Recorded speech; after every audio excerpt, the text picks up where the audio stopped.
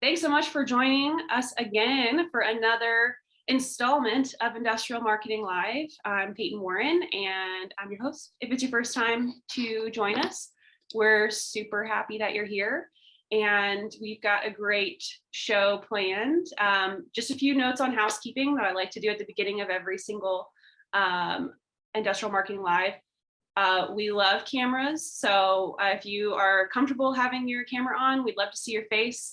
We like to see if we say anything that makes you laugh or roll your eyes or say like, oh, wow, I can relate. So just feel free to turn your cameras on. It's a different kind of webinar.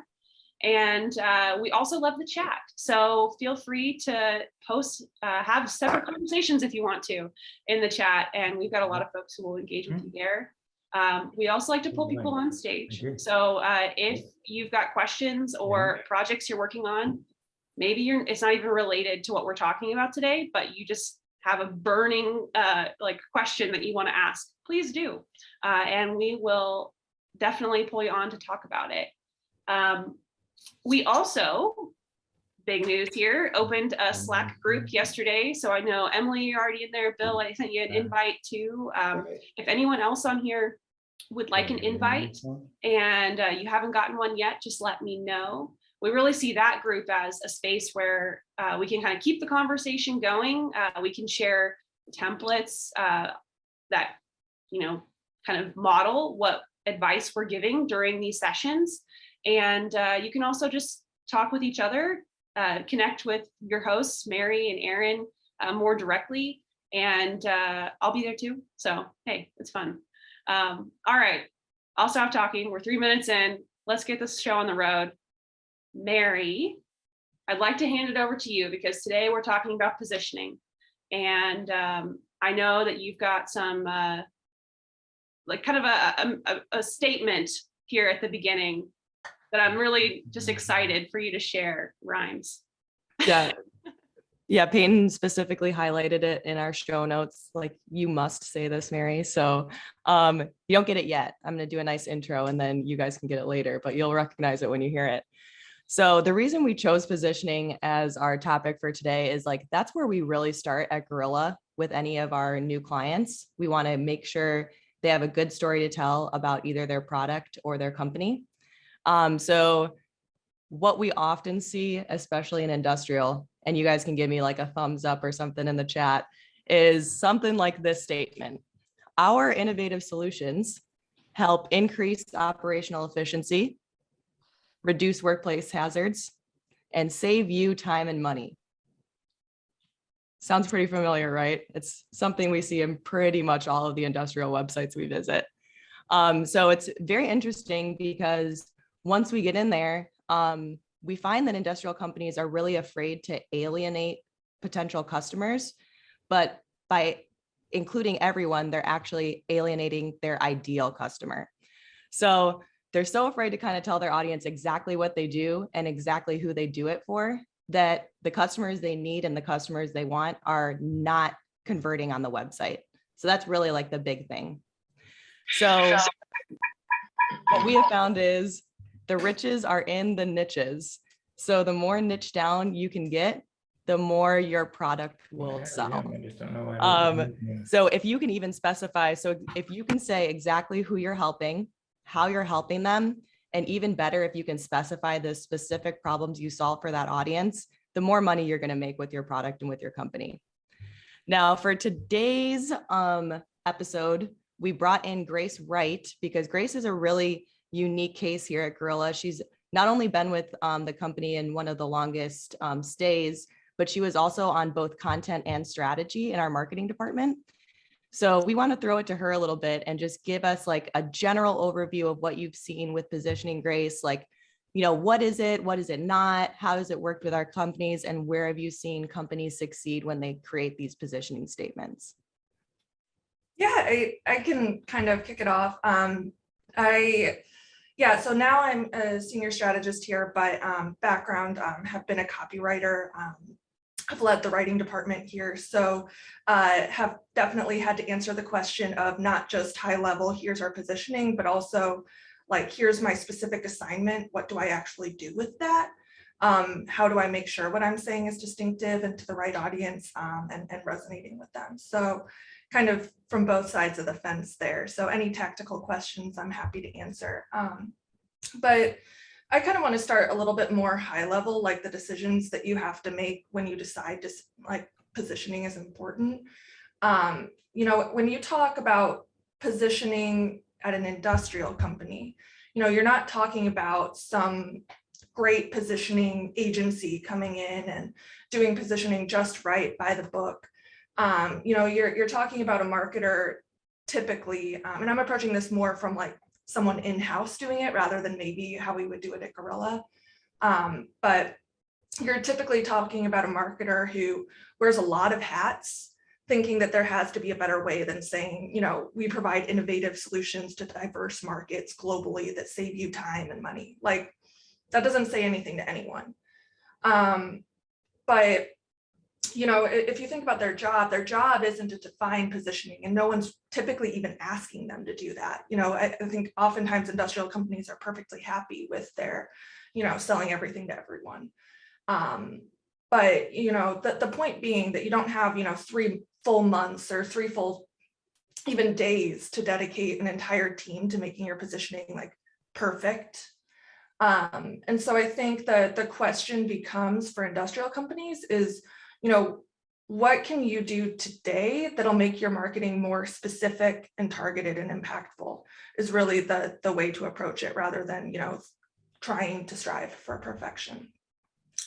And so if that's kind of where you're at, I think there's an order of operations of decisions that you should start making today. I think the first one, and you'll see this in a lot of discussions about positioning, but, you know, I think the very first thing you have to do before even deciding what markets to define positioning for, or how many markets you're going to define positioning for, I think you have to come to terms with your budget. So I have yet to work with a client who has, you know, unlimited budget and unlimited time. So, you know, I think it's an exercise in futility to create positioning for 5 different markets when you really only have the budget to go after one. So I think you kind of have to take a step back before diving into any positioning project and honestly ask yourself, you know, how much fuel do I have to throw on the fire? There's a quote from, as I was kind of preparing for this discussion, I reread a couple chapters of, you know, Positioning, The Battle for Your Mind. There's a quote from there that I think is poignant here. It's better to overspend in one city than to underspend in several cities. If you become successful in one location, you can always roll the program out to other places, provided the first location is appropriate. I think in industrial, you can sub cities for markets and pretty much be off to the races. But I think the point being that, you know, if you, let's say you have $100 to spend, if you spread that across 20 markets, you're not reaching anyone. But if you dedicated that, you know, directly to one market, or even just dividing it across 2 high priority ones, you're going to be a lot more effective. And so then I think that question naturally leads into the second most important kind of order of operations decision I think you have to make before writing down one word of positioning. You have to make tough decisions about segmentation. So, you know, as a company, you might sell everything to everyone, and you're very happy selling everything to everyone, and you're never going to convince people to not do that. And that's the story you're selling to your investors. And you're never going to change that. But kind of thinking about like, okay, you don't have the budget to sell everything to everyone from a marketing perspective though. So you have to make decisions about who you're going to go after in a proactive way. So this is where I've seen the process stall out. I think, you know, I've observed sometimes companies being so focused on choosing the perfect market to proactively go after with their marketing that it becomes paralyzing. I don't think there is any such thing as a perfect market. For most companies, I think there are a couple of markets that could make sense to proactively go after over the next year. As far as selection criteria, when you're thinking about markets that you could define positioning for, I'd ask a few questions. First one being, is there existing product market fit? So do you have case studies you could create from this market? Has your solution proven especially useful under specific circumstances to this market?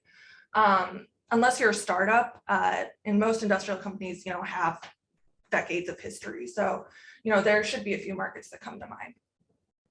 The second one is, is there ample room to grow in this market? Have you capped out on market share? Third one, are customers from this market especially happy with your product, especially profitable, especially easy to work with? If you think about wanting to spearfish, and proactively go after one market, you'd be wise to basically just make sure, like, is this the type of customer I would like more of? And then, when you're thinking about segmenting off, I would talk to your sales team. When you win in this market, are there distinct reasons? Are you seen as equally good, or are there a set of circumstances on which you have an unfair competitive advantage in this market? So those are kind of the two questions I think you have to ask yourself before defining positioning. And at Gorilla, typically we find that, over the course of the next year, a lot of clients really only have the budget to go after and put their messaging in front of one market. So just kind of choosing one. And then as far as actually documenting and writing the positioning, that can take 500 different forms. There are whole shelves and of books on the topic and different frameworks. And, we can go over those in a bit, but, I think from there, it's about kind of investigation and curiosity. So it's all about talking to customers, understanding what they have to say about why you were chosen. Why didn't they go with the competition, whether the competition is doing nothing or, one of your competitors, an alternative solution. And then just really deeply understanding your product or service, and any untapped opportunities for differentiation. So, I think one thing that you can lose sight of, especially when you're basing your positioning on customer research, is, there might be things that customers or prospects don't know about your product yet, but if they did, would impact their decision. So, not fully relying on just what the customers are saying. And then you can kind of start documenting your positioning in whatever way you want to document it. I think there are lots of good frameworks. We use Mike Weinberg's New Sales Simplified. If you read chapter 8, it's the sales story. Our Who We Help and How page is pretty much based on that framework. But from there, I think that there are different ways you can document it. And we can kind of launch into that. But I've kind of monologued for a bit. Mary, are there any questions or directions you wanted to go? Yeah, so Grace comes with a super unique perspective because, like she said, she's been in an agency role. So she's coming at it from high level and very specific to industrial companies, right? Now, Brendan and I come from a very different perspective. We were actually like in an industrial company. Brendan was in a huge multi-billion dollar industrial company. I was in like a slightly smaller one. So we didn't really have the opportunity to conduct a lot of customer research specific to company positioning. So where you can really make inroads, I think, as an industrial marketer is doing product positioning. So that's like taking a specific product that someone gives you. So like, let's say, your marketing director is like, hey, we need to do, this was a very common one for us. We need to create a brochure and do an email campaign to all our customers for this new product, right? If this sounds familiar to anybody, just give me a thumbs up in the chat. So what you can do if you're given something like that task, take a step back and ask why. So why are we doing it? Why are we doing an email nurture campaign, first of all, to existing customers when really we want to like put this into potentially a new market or attract new customers to this product? And why are we creating a brochure? That was like my favorite question to ask. Like, why are we not creating a web page? And then make sure you just ask those clarifying questions. So for me, it either came from my marketing director or from an engineer. Hey, I have this. So I worked with spray nozzles. I have this new nozzle. We need to really like, generate interest for it. I was like, okay, that sounds good. So what does it do? So, oh, it's a tank cleaning nozzle. Okay, cool. All right. So it sounds good. Who is it for? And that's when the engineers get a little bit slippery, right? So who is it for is a tough question for them. They're like, well, I don't know. I guess we could sell it to this market and this market and this market. Just stop them right there. Just say, no, seriously, like usually, I don't know about your guys' product, but product development at our company was created with feedback from a sales rep. So a sales rep would be at a trade show. They'd hear back from a customer, hey, this dairy farmer would really like this nozzle, but it's too big and too powerful to clean their dairy tanks. So they're wasting water, they're wasting chemicals, right? So they would love this exact nozzle, but smaller. Okay. So the engineering company or the engineering team goes out, creates this awesome mini nozzle, takes them about 3 to 4 months. No input from marketing. Again, give me a thumbs up if you can relate with that. And then they would throw it at the marketing team and say, okay, here's the nozzle. Go sell it. Go market it in the companies. And then, so trace that back. Why did you create this? Who gave you the feedback? Now you have the market that you're going into, right? So this is a small tank cleaning nozzle for dairy farmers. So there you go, right there. That's your product positioning. You might have some dairy farmers that you can get out of your CRM that you can interview. See if you can give this, if the engineering team is willing to give it to a really great fit customer you already have so they can test it out and give you feedback. So this is what it's like.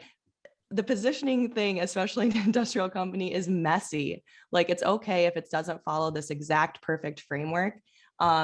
Just make sure that you're kind of answering those very specific questions, right? I don't know if you want to like throw anything in there, Aaron or Grace, like from what you've experienced in a similar, when companies are trying to explain what their product does and like who it helps and how. I think Go, Grace, you want me to go? You can go and then I'll hop in later. So yeah, I want to sum up 2 things you're both saying. And again, I was also an in-house marketer at Caterpillar, although it was a while ago. And what I was given is, hey, Aaron, here's the features and benefits. Now go to the market. Tell them why that matters. I think if we get anything out of this conversation, it's like, let's stop doing that. Now, there's plenty of ways we can do it. And I think everyone in this group, like we know what good positioning is. That's why we're here. We're all lifelong learners. I think what we really want to know is like, how can we like execute it? I think Mary, you said some really well-articulated ways to do it. And same with Grace. I think one practical way that we do it here, we really try to promote with our who we help and how, is really articulating what you're not good at, because that's just as important as articulating what you are good at. And I have many client examples of this where you actually say like, hey, we actually don't do that, but guess what? We're good at this, this, and this. Again, I think being an in-house marketer, it's, you got to get buy-in from your team to do that. And sometimes that's like the most impactful thing. And I'll be honest, I don't have great advice all the time on like how to get that from everyone. But I think if you can start positioning your products and your messaging, you can start making your ads that way. You can start bit by bit, really practicing this. Then you're going to get that customer innovation. Dale, I saw you throw out there. I think that's great. It's like your customers are going to come back and tell you like, I'm so glad you articulated that way. I know exactly why I'm talking to you. Grace, Mary, got any comments on that?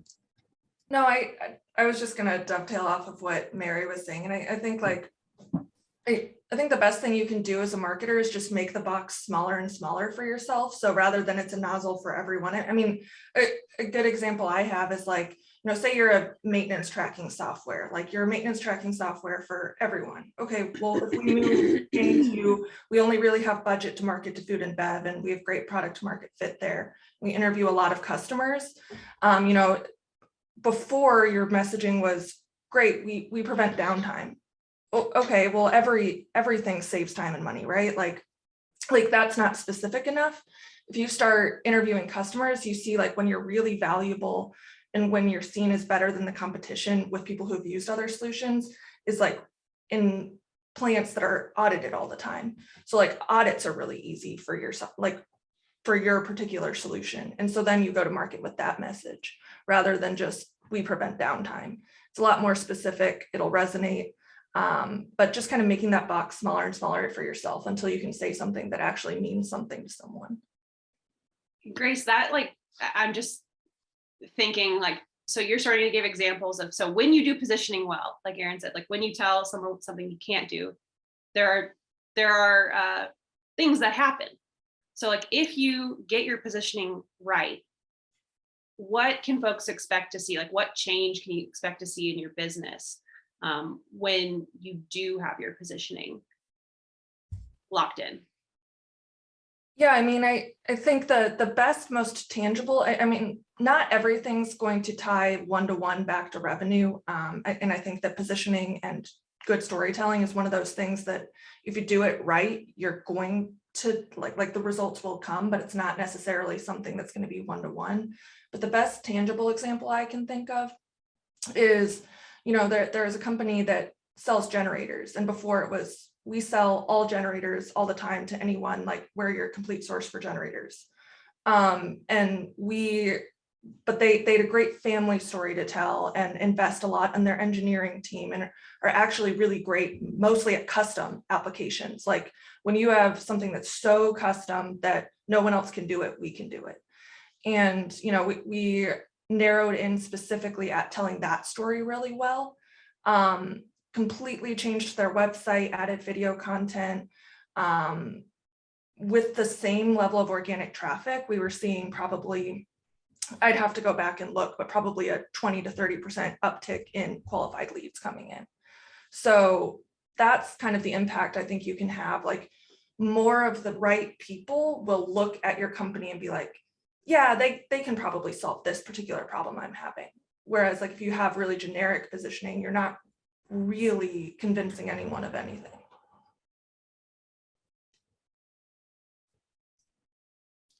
I got another just practical example with one of my clients who does custom cables, and simply with the supply chain issues this year, a lot of people have been asking them for raw feed of cables. That's not what they do, right? So the more that they can position that and just be very clear on what we can do for you, and it's not these things, sometimes practically they just don't get those leads, right? And I think that's sometimes when we're talking high level, let's talk about execution. Let's make your day a little easier. I think if you position well, that's going to help you. And like, you don't actually have to qualify those leads because those aren't people you work with, right? You want to work with more of the right people that you want to work with. I think positioning can help you get there. Julie, I'm going to put you on the spot a little bit. If you want to come on, I'm just going to invite you to unmute, but Julie's saying that she's kind of seeing that same situation where their products are all custom. You mind telling us a little bit more about like what you're seeing positioning wise? Yeah, so we build capital equipment mostly for life science companies, and it's in situations where, and I feel like we've had some successes because less and less we're having to tell people who contact us, there's a product on the market for that, look into this, that will do what you want it to do, come to us when there's a problem that you can't solve with something that's commercially available. And so since we just revamped our website completely and relaunched that, and we've had a lot fewer of those type of inquiries where it seems like now people understand we're trying to do something or make something that requires something very custom and very individual. And so my challenge then is sort of selling that design and build service rather than a product line. We have 2 patents of products that we could potentially build for another company, but it's a one, you know, we don't build it until it's been ordered. We don't have a product line. Everything else that we do is 100% unique to that customer. Yeah, that's super interesting, Julie. Like, thing that jumps out at me right away from yours is like, we actually don't sell a product, we sell a service. Yeah, right. That's really cool. That ends in a product, but still it's the service that gets you there. Exactly. Yeah, because you're probably doing like all the engineering, design, and speccing like in-house, right? Yeah. Yes. Yep. That's cool. I think with that type of product, I mean, kind of thinking about the example that I just gave where like it is pretty much like where they excel is really custom projects. Like you have to be able to back up the claim we can do anything. And I think the best way you can do that is like giving examples. So like really detailed case studies of walking through the process of never before done application to commercially viable product. and just walk someone through that process. I think another thing that I found helpful with that particular product or situation that I was talking about was walking through that process, because it is a process, it is a service, and just kind of start to finish, like, what does that look like for a customer? What can they expect? When should they enlist your team? And just making that as unambiguous as possible. That's been a real struggle for us. And that's what I run into over and over and over again, is that most of our customers, because they're in life sciences, what they're doing is everything is covered under an NDA. It's very much about intellectual property, and the willingness to participate in case studies is so slim. It's so hard to come by.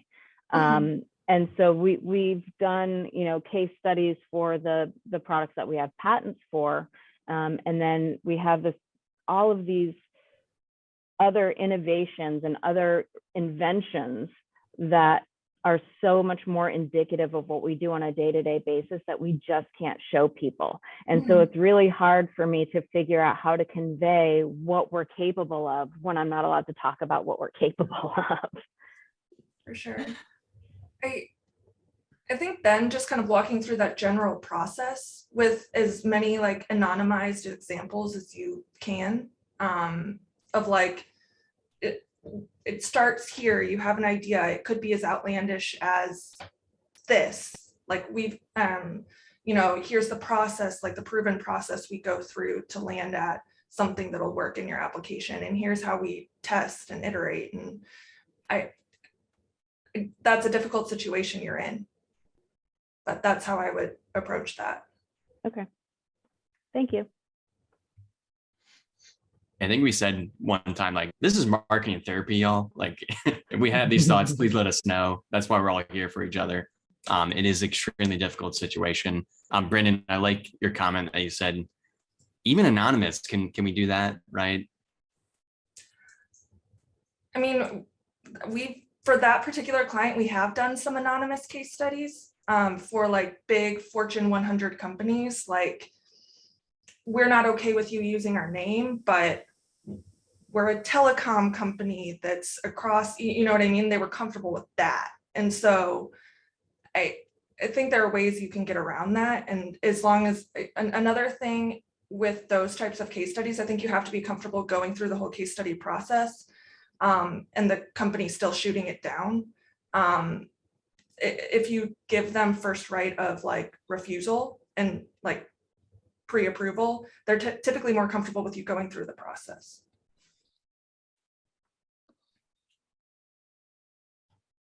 Yeah, I love that. Do you guys want to see some examples of ones that we pulled? All right, so we'll start first. When you think of, I'm going to throw out a sentence and you guys just like have a thought in your head. Automatic fire suppression system. Okay. The first thing I thought of, I don't know about you all, was restaurants. I'm like, oh, it's like a restaurant thing. If a fire comes out, it's a restaurant. So this company is one of our favorite industrial marketers. Her name is MJ Peters. She had this was her company. It's called Fire Trace International. And that's exactly the problem they had. So people would come to them and all their homepage said was automatic fire suppression system. So she was getting restaurants, very unqualified leads, just not the things they did. So the first thing she did on the homepage, fire protection that won't let you down, and then got super specific in this subhead right here. So that's boom on the homepage. They have only CNC machine pictures and images, because that's what they do. They do automatic fire suppression systems for high risk equipment, CNC machines, heavy machinery. So that's one example. Let's see. Another good example we found was May Steel. They are a metal fabricator. So May Steel is your partner for metal fabrication. There's not really any debate on who they help out, right?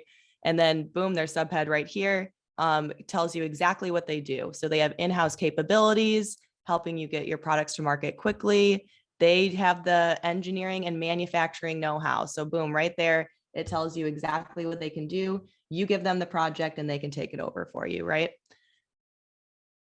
See, we got another good example up here. Fona is a company I used to work with at my old job.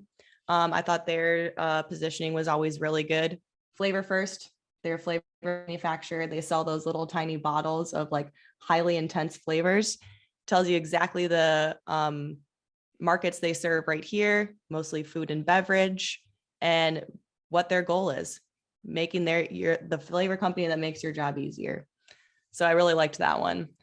Another good one, if you guys aren't already familiar with Fanuc, the robotics manufacturer, boom, redefine your manufacturing strategy.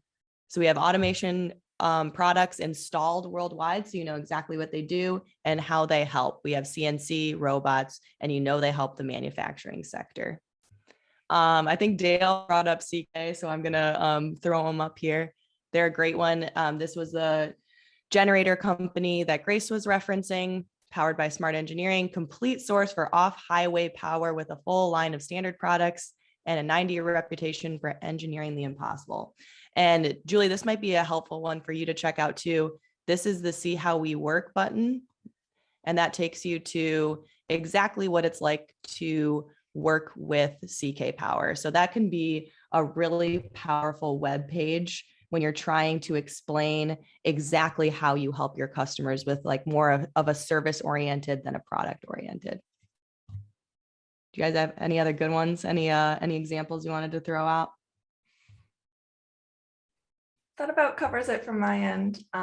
But yeah, that kind of unanonymizes, I suppose, the example I was walking through. So there you have it. That's How We Work page was kind of trying to like walk through a big confusion they had was like, they didn't understand what exactly CK did and what exactly they could buy from them. So that's what that page has kind of helped solve a bit, and as part of the kind of repositioning of their website. So I'm gonna jump in here and ask Bill if you're ready and willing. I don't know if you want to share your screen to talk about your newsletter, or yeah, definitely welcome to do I that. can do that.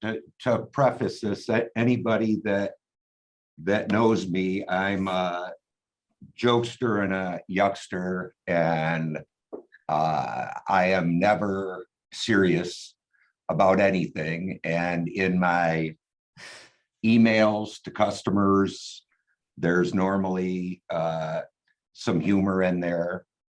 It's done me well over the years. Try to be clever. Maybe it doesn't always resonate with everybody, but for the most part, it served me well. So anyway, in my marketing, and especially in newsletters that we do one a month, I try to throw some humor in. And with that, the subject line is always intended to get people to open the email, right? Okay, so this is our latest, which was sent out last Thursday. All right, so I will share this. Hopefully this shares. I'm excited to see it. All right, can you see it? Yes. All right, so the subject line says, and the Oscar goes to.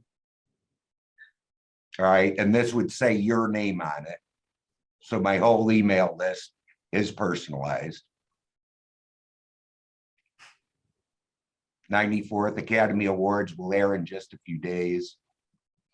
Cladrex is happy to announce that we have been nominated for an award this year. Best Industrial Short Film nominated.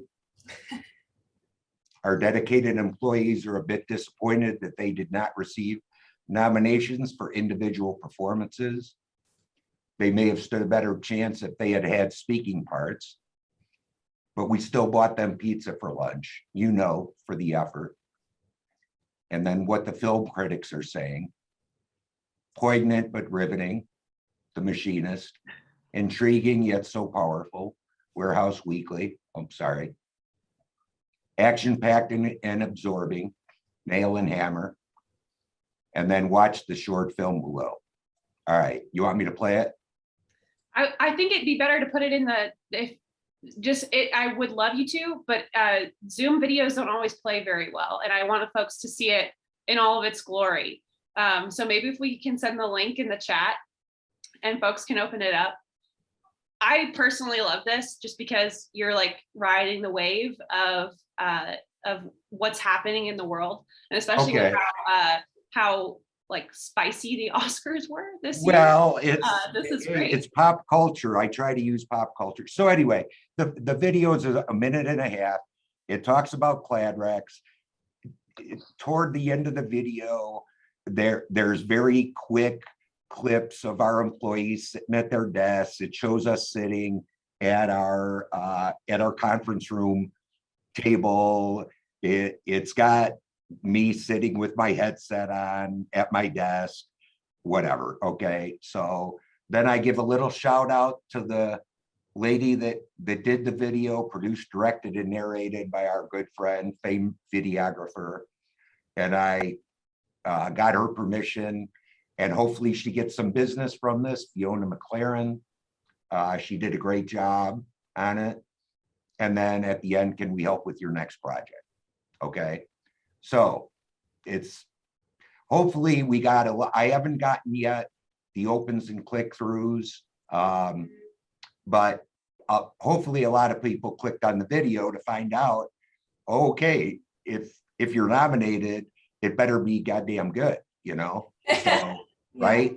Okay, so that's one. And then let me just show you one other one. This was from a couple months ago, just real quick.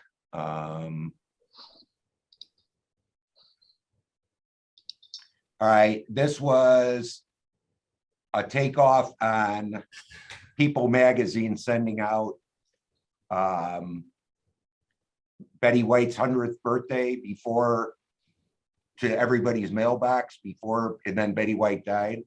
Rest in So peace. I said, you're invited to our celebration of Betty White's 100th birthday. Okay, so hopefully everybody opened the email. And then I said, it seems our social media director was on vacation for a few weeks in Bali. She's just caught up on the news. We were sad to see you leave us. Be like Betty. And then hopefully people will continue reading. So on here, some of the emerging markets at Cladrex are architectural walls and millwork. If you or your client needs beautiful finish and long-lasting durability, our laminated sheets offer a low-cost solution that will last a lifetime. Now, this happens to be my son's restaurant in Milwaukee. And so we've got photos of the remodel with some script. It's all about durability. So we show the underbar area. So what we do at Cladrex is we laminate decorative films to metal. And these are on the walls. And you can beat the crap out of this and it will not dent or scuff or scratch. It can be applied with mastic over existing product. And then I say here, 6 years later, the walls and underbar area look the same as opening night. The owners are happy campers as their restaurant still looks fresh and no costly repairs or remodels have been needed.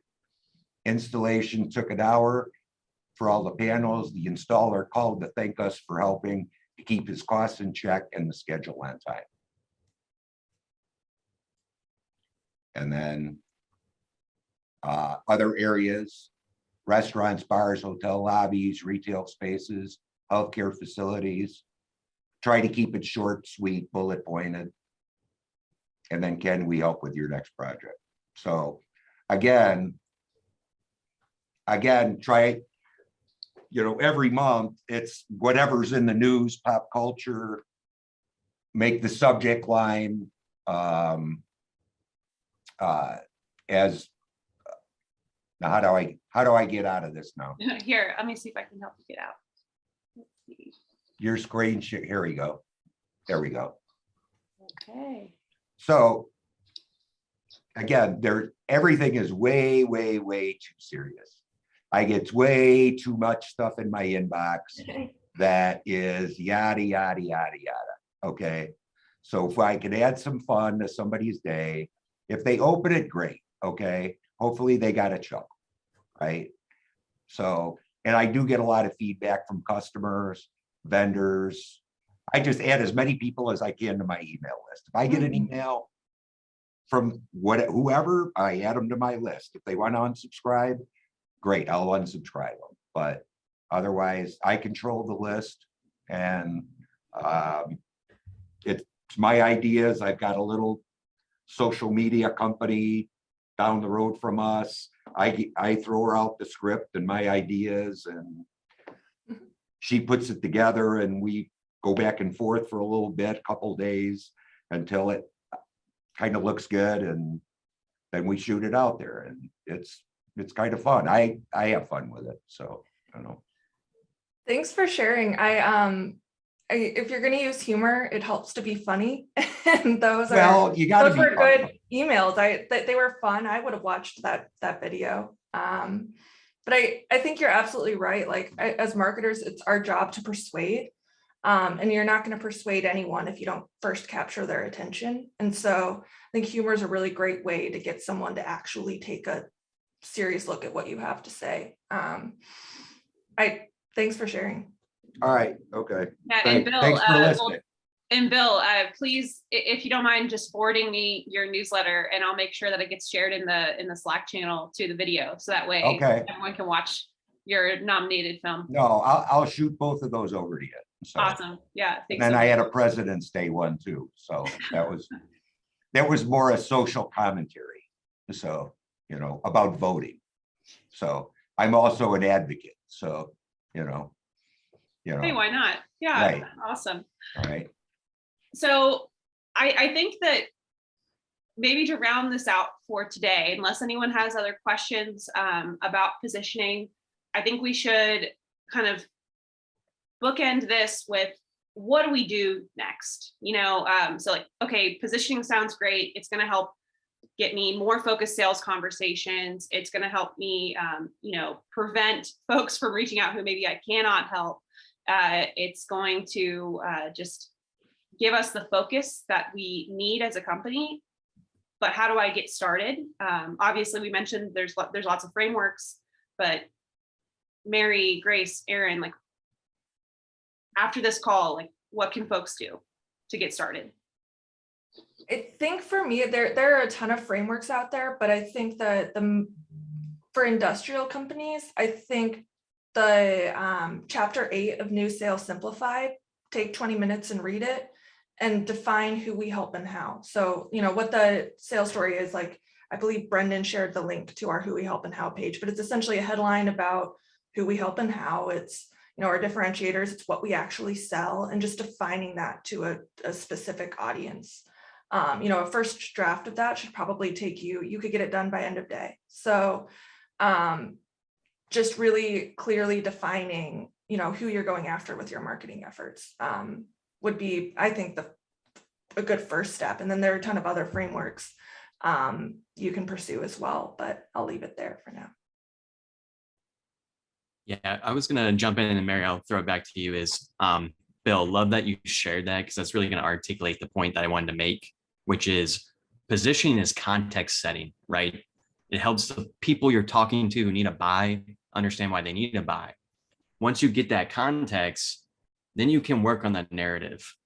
For you, Bill, you're like, I'm going to tell this story with humor. Love that. Okay, this is the context. My story's humor filled. Now, what's the words I need to say? They need to be even more funny. The point I'm making is, once you get the positioning done, the context, it becomes really easy to do the newsletter the way you want to do it. That matters most to your customers.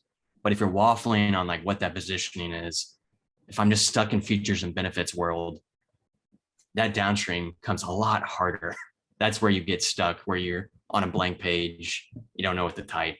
So again, working on the positioning, understanding the context, now everything else gets a little bit easier. Go ahead, Mary.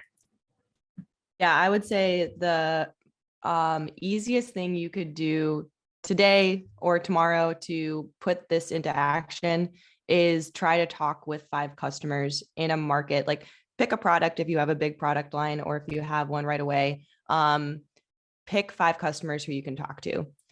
If you have trouble with customer research, so I'll throw out an example from my former job. We weren't allowed to talk to customers unless we got specific permission to. So what you can do too is reach out on LinkedIn. So find your job title, find your market, reach out on LinkedIn. You can also do a free 30-day trial of LinkedIn Sales Navigator, or see if your company will expense it. And you can reach out to people that way, and you can find people specifically in that job market. What you really want to do when you're doing this is find out what these people care about. What does their day-to-day look like? What's the worst day? What's the best day look like? And how does your product fit in with that day-to-day framework or week-by-week framework? So I think that's what you could do right off the bat. Go talk to 5 people. I think another thing I want to say that my wheels have been turning since Bill shared his newsletter. I think that, his way of capturing mind share there was brilliant. Humor is not going to work in every context though, but I think like tactically, like you can't just let positioning gather dust and however whether it's in a slide deck or a document or whatever. I think part of it is making sure that every piece of communication you're putting out there actually says something. Like, is it actually going to capture the mind share of the people you're trying to talk to? An example I have is, it's that maintenance tracking software. It's, we prevent downtime. Okay, we prevent downtime specifically for audits, and then talking to customers, to Mary's point, and what do they have to say about the impact that my product has on their day-to-day life? Ads that I've seen perform really well are, a big benefit in this particular context for this particular, product to this particular audience is that, the people on the ground actually using it like it. It's not something that is, top down from management and no one's adopting it. And so like using real customer quotes of like headlines like, well, you don't look like an idiot. And then leading into a story of, an auditor calling, and it's really easy for them to like look like they have their stuff together, essentially. Another headline that's worked really well is like, good luck. And that's what a customer actually said about like, what would be your advice to someone who doesn't want to use this product? And just telling that story. And so it could be humor. It could be just plain speak, like what are customers actually saying, especially to like a maintenance audience, like just that unambiguous, like say it how it is, has worked really well. But whatever that is, I think it has to come from a thorough understanding of your customers and what you think is going to break through the noise. Yeah, Dale, you had a really good question, and I think Aaron answered it really well in the chat, but I want to give just like a real life example for people. How is a positioning statement different than a tagline? So one of my favorite athletic companies is Nike. So Nike's tagline is just do it, but their positioning statement is very different and a little more involved. So it's our mission is what drives us to do everything possible to expand human potential. We do that by creating groundbreaking sport innovations, by making our products more sustainably, by building a creative and diverse global team, and by making a positive impact in communities where we live and work. So that's the positioning statement, and tagline is just do it. So if that helps you out with like a real life example, there's just one. Good example, Mary. Awesome. Well, then I will say we really appreciate you all joining today for another episode of Industrial Marketing Live. I've had some of you reach out already in the chat, and I will add you to the Slack channel. We will be sharing some examples there, as well as a template on how you could use the same format that you see on the Gorilla Who We Help and How page, that new Sales Simplified from Mike Weinberg. We'll send a template there in the chat, and we'll also be sending out Bill's video. I'm so excited to see that. Also, if you do work on positioning and you want some feedback, we're still trying to evolve this group, but if you post it in Slack, you've got the gorillas there. And obviously all these people here in this marketers across the industrial space who can provide some feedback. So we welcome that as well. Hope you all have a great rest of your Thursday morning. And we just really, really appreciate you being part of this space. And Rachel, yes, I'll get you in the Slack channel. See ya. All right. Bye, everyone. Thanks, Thanks, everyone. guys.